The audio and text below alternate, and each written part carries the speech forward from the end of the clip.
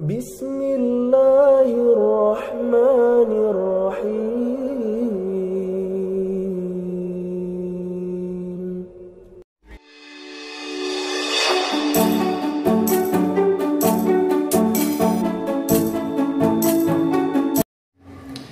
Assalamualaikum warahmatullahi wabarakatuh.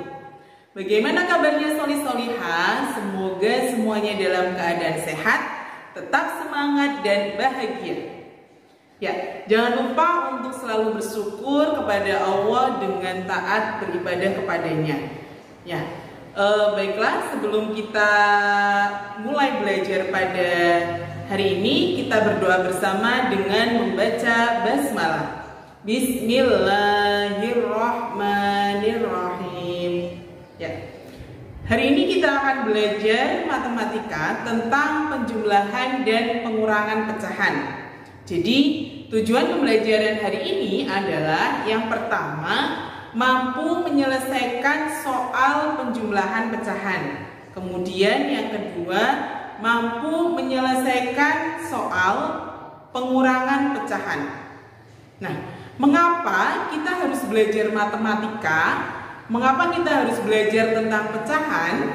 Jadi di dalam kehidupan kita itu erat kaitannya dengan yang namanya berhitung. Nah, kalau kita kemudian tidak bisa berhitung, yang ada nanti kita akan mudah ditipu oleh orang lain. Nah, begitupun dengan pecahan. Pecahan itu erat kaitannya dengan waris dan juga perhitungan zakat. Jadi seperti tertulis di dalam Al-Quran surah At-Taubah ayat 103 yang artinya, ambillah zakat dari sebagian harta mereka, dengan zakat itu kamu membersihkan dan mensucikan mereka dan mendoalah untuk mereka. Jadi sudah sangat jelas ya.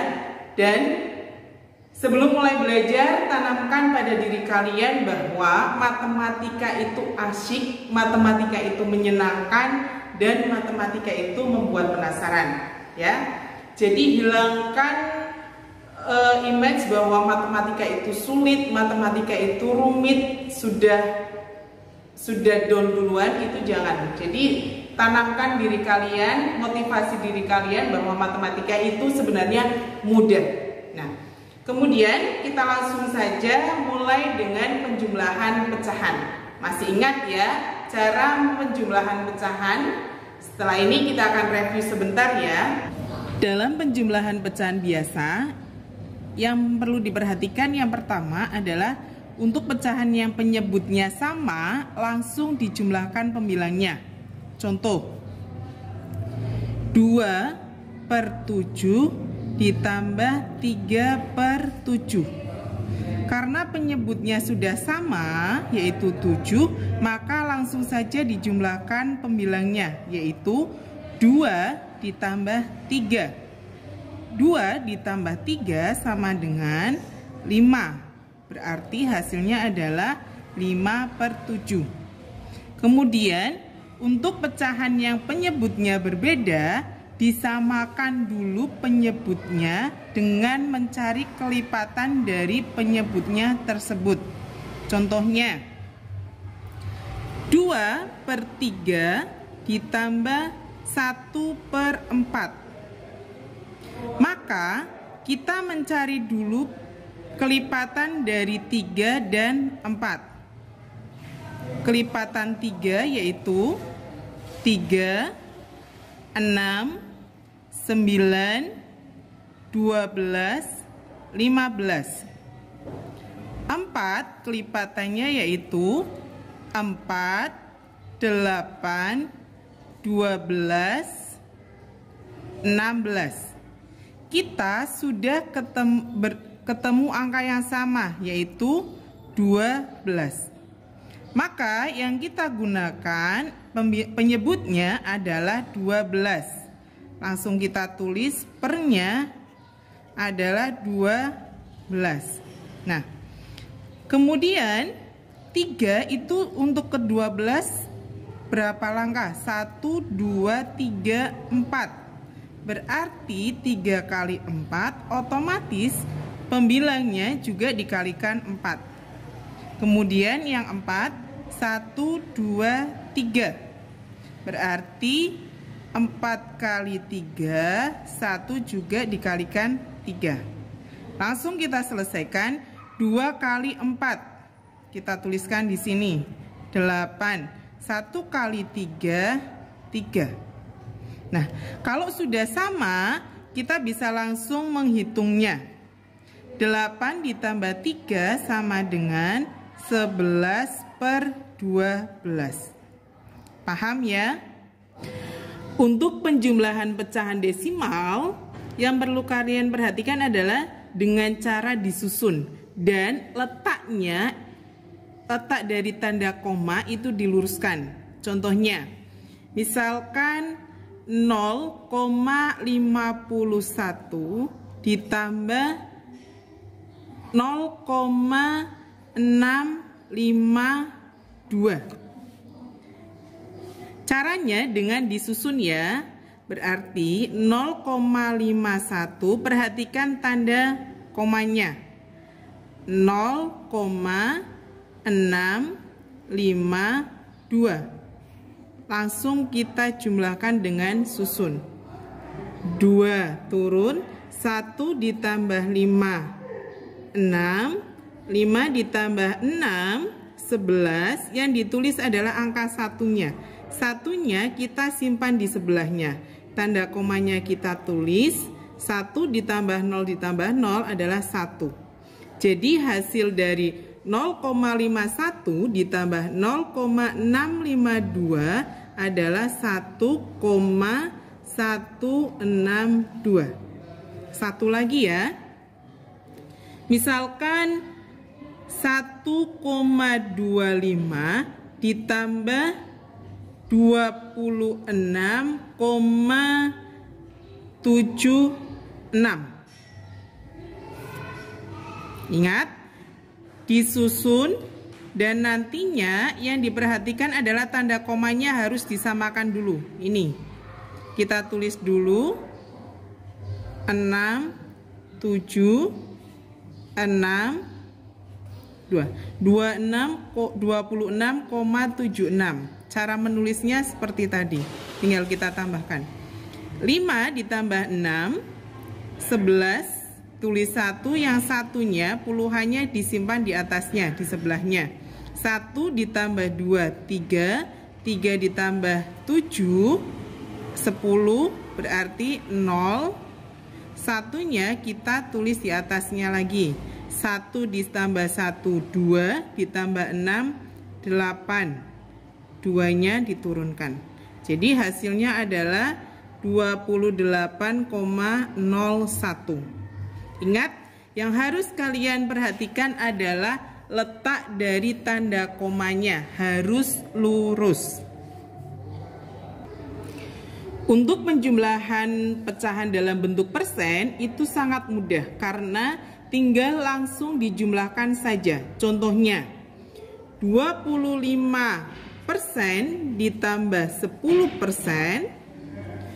Gampang ya, 25 ditambah 10. Kalau kalian bingung, tinggal disusun saja. 5 ditambah 0, 5. 2 ditambah 1, 3. Hasilnya adalah 35%. Jadi, dalam penjumlahan persen itu sama halnya dengan penjumlahan biasanya. Misalkan 75% ditambah 100%. 75 ditambah 100 adalah 175%. Kalau kalian bingung, 75 ditambah 100. Ingat, satuan bertemu dengan satuan, puluhan bertemu dengan puluhan, dan ratusan juga bertemu dengan ratusan. Mudah dipahami ya. Untuk penjumlahan pecahan campuran ada dua cara. Yang pertama, dibuat pecahan biasa dulu. Contohnya, saya kasih contoh. Misalkan 1/2 ditambah 2 2/3. Maka kita buat pecahan biasa dulu. Masih ingat caranya ya? Bilangan bulat dikalikan dengan penyebut, 1 kali 2 ditambah pembilangnya. 1 kali 2, 2 ditambah 1, yaitu 3. Ustazah tulis panjangnya saja dulu. Per penyebutnya tetap.